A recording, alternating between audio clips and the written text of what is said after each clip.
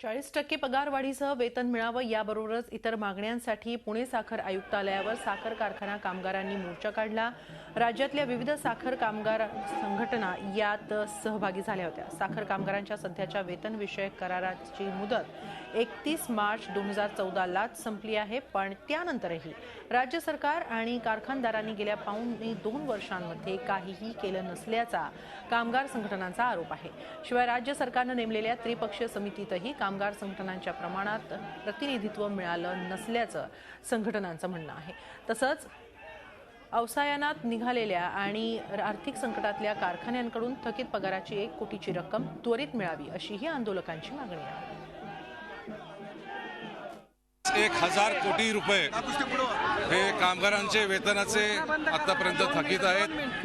राज्य प्रशासन याच्याकडे का सावत्र भूमिकेने पाहते, भावनेने पाहते हे काय आम्हाला समजत नाही। जसे शेतकरी हे या महाराष्ट्राचे महत्त्वाचे घटक आहेत, तसेच हे साखर कामगार देखील आहेत।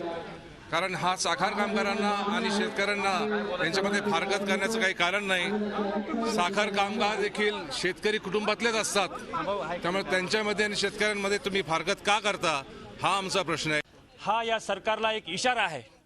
या प्रश्नाची सोडवणूक जर येणाऱ्या 10-15 दिवसांमध्ये झाली नाही तर या प्रश्नाचं स्वरूप अतिशय उग्र धारण केलं जाईल आणि त्याची जबाबदारी ही सर्वस्वी या शासनावरती राहील। झी 24 तास रहा एक पाऊल पुढे।